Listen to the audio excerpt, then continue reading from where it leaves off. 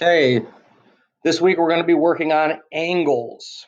As usual, go ahead and pause the warm up, and once it's done, you can go ahead and return and we'll go through it. Number one, in a bag, there are 8 blue marbles, 4 green marbles, and 6 red marbles. What is the probability a person reaches into the bag and randomly selects a blue or green marble?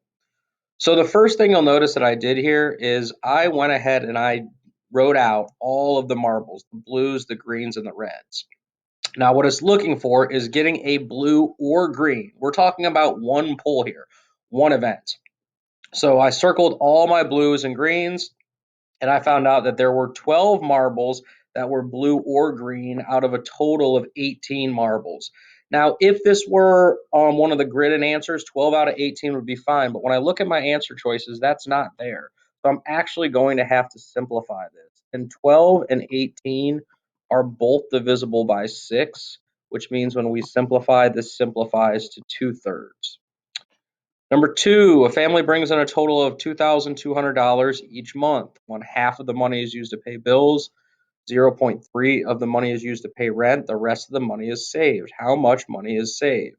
Well, there's some key words in here.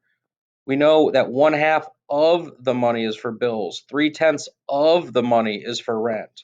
So what we need to do here, in order for me to get this 1100, it was 2200, which is the total, times one half, that's 1100.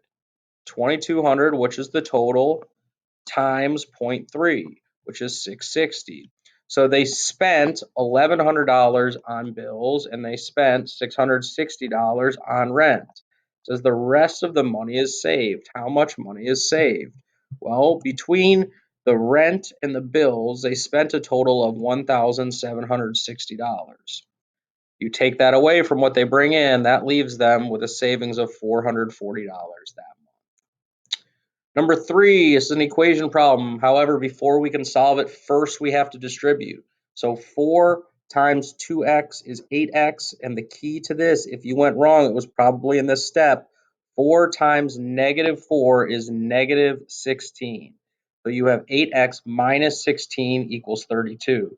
From there, it's a simple two-step equation. You add 16 to each side. That leaves you with 8x equals 48. Divide each side by 8. X equals 6.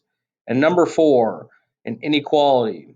First thing you'll notice that I did here is I boxed the -4 because I see right away that it is a negative variable. So eventually the sign will flip. From here, take 6 away from both sides. We have -4x is greater than 18. We divide each side by -4, and we make sure to flip the sign. Now, I showed you two answers here, because if you typed in on your calculator 18 divided by -4, it gives you -4.5, which is absolutely a correct answer. But so is this. If you didn't have a calculator, so I'm going to write off to the side how this problem actually finishes here, because it's -4x and then 18. Really, all you're doing is dividing each side by -4. So technically, this answer is absolutely correct. 18 divided by -4, 18 over -4. This answer and this answer are equivalent to each other, and both are correct. If you had a calculator, you'd probably end up with -4.5. If you didn't have a calculator, you could have had -18 over 4.